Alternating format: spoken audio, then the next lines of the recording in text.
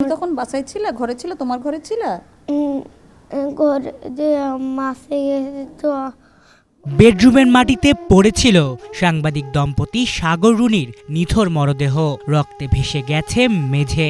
ভয়ে কুঁকড়ে যাওয়া একমাত্র শিশু সন্তান। এরপর স্বজনদের আহাজারি। এমনই ছিল সেদিন রাজধানীর পশ্চিম রাজাবাজারের একটি ফ্ল্যাট বাসার চিত্র। এই নির্মম হত্যাকাণ্ডের এক যুগেরও কিছুটা বেশি সময় পর শোনা যায় সেই মামলার নথি পুড়ে যাওয়ার এক নাটকীয় কাহিনী। ভাগ্যের নির্মম পরিহাস বোধহয় একেই বলে। আহারে পৃথিবী, আহা পৃথিবী।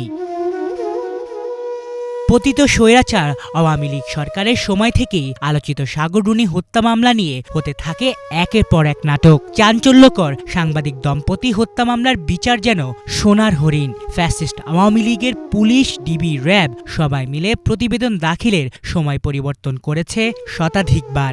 ভাবা যায়। অথচ গত বছরের ৫ আগস্ট রাজনৈতিক পট পরিবর্তনের পর দেশের মানুষ আশায় বুক বেঁধেছিল।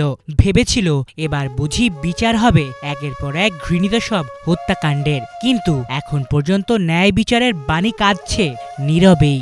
সাংবাদিক দম্পতি সাগর রুনি হত্যা নিয়ে এবার জন্ম হয়েছে নতুন নাটকের। রাষ্ট্রপক্ষ হাইকোর্টে জানিয়েছে গণ অভ্যুত্থান পরবর্তী ৫ আগস্টের আগুনে ডিবি পুলিশের হেফাজতে থাকা সাগর রুনি হত্যা মামলার নথি পুড়ে গেছে। এদিকে নতুনভাবে এই হত্যাকাণ্ডের তদন্তের দায়িত্ব পাওয়া পিবিআই বলছে ভিন্ন কথা।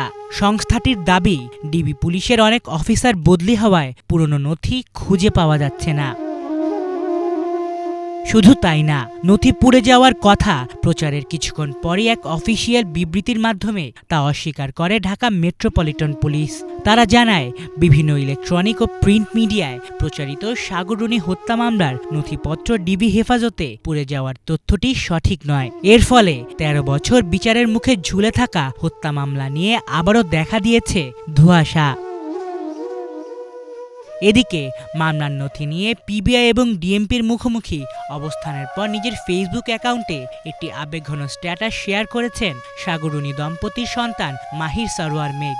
সেখানে লেখা, পুলিশ পুলিশই, ৫ আগস্ট ডিবিতে থাকা নথি পুড়ে গেছে এটা বলার জন্য ৬ মাস সময় লাগে। একটা গোজামিলের গল্প সঠিকভাবে বানাতেও পারে না। থানা পুলিশ আর ডিবির কাছে মামলার তদন্ত ছিল মাত্র ৬৮ দিন। এরপরে ১৩ বছর তো র্যাবের কাছে ছিল। র্যাবের থেকে সব নথি ৫ আগস্টের পর পিবিআই নিয়ে আসে, এটা আমাকে এখনকার তদন্তকারী কর্মকর্তা নিজেই জানিয়েছিলেন। তাহলে সেই সময় ডিবির দায়িত্বে থাকা নথিগুলো পুড়ে গেলেও সমস্যা হওয়ার কথা না। যেই সরকার এই ঘটনা ঘটিয়েছে তারা পরবর্তীতে ১৩ বছর ছিল এবং যত নাটক করেছে তাতে আশা আগেই ছেড়ে দিয়েছি। এখন পর্যন্ত মোট ১১৭ বার পরিবর্তন হয়েছে এই মামলার প্রতিবেদন দাখিলের তারিখ। কবে থামবে এই প্রহসন, কবে ঘুচবে এই দায়? আলিফ চৌধুরী, বাংলা ভিশন, ঢাকা।